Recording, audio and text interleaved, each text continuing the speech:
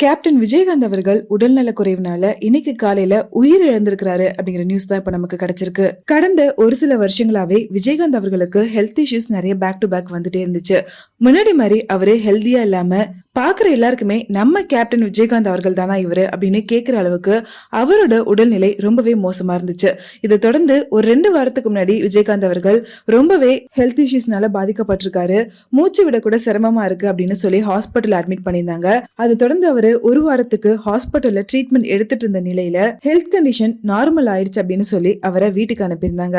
அது தொடர்ந்து ரீசெண்டா கூட அவரோட கட்சி மீட்டிங்லாம் கூட அவர் அட்டென்ட் பண்ணியிருந்தாரு. அந்த மீட்டிங்லயுமே பார்க்கறதுக்கு ரொம்பவே அன்ஹெல்தியா அவர் கையை கூட மூவ் பண்ண முடியாத அளவுக்கு ரொம்பவே ஹெல்த் கண்டிஷன் லோவா இருந்தது நம்மளால பார்க்க முடிஞ்சது. அண்ட் நேத்து நைட் திரும்பவும் விஜயகாந்த் அவர்களோட உடல்நிலை ரொம்பவே மோசமானதால ஹாஸ்பிட்டல் அட்மிட் பண்ணிருக்காங்க.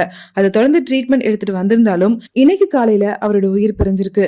கண்டிப்பா இந்த விஷயம் எல்லாருக்குமே பயங்கர ஷாக்கிங்காவும் ஒரு வருத்தத்தை கொடுக்கக்கூடிய விஷயமாவும் தான் இருக்கும். ஒரு நடிகரா மட்டும் இல்லாம ஒரு சிறந்த மனிதனா அவரு பல பேரோட வாழ்க்கையில அவ்வளவு உதவிகள் பண்ணிருக்காரு. இப்ப வரைக்குமே சினிமால இருக்க சின்ன சின்ன ஆர்டிஸ்ட் எல்லாருமே கேப்டன் தான் எங்களுக்கு நிறைய உதவி பண்ணிருக்காரு, எங்களுக்கு வாழ்க்கை கொடுத்ததே அவர் தான் அப்படின்னு சொல்லக்கூடிய அளவுக்கு எக்கச்சக்கமான பேருக்கு அவர் உதவி பண்ணிருக்காரு. அப்படி இருக்கும்போது அவரோட இந்த நிலைமையை பார்க்கறதுக்கு ரொம்பவே கஷ்டமா இருக்குன்னு அவரோட உடல்நிலை ரொம்பவே மோசமா இருக்கும்போது எல்லாருமே தொடர்ந்து சொல்லிட்டு இருந்தாங்க. இப்படி திரைத்துறையினருக்கு மட்டும் இல்லாம அவரோட ரசிகர்கள் தொண்டர்கள்னு எல்லாருக்குமே கண்டிப்பா விஜயகாந்த் அவர்களோட இந்த இழப்பு ஒரு மிகப்பெரிய பேரிழப்பா இருக்குன்னே சொல்லலாம்.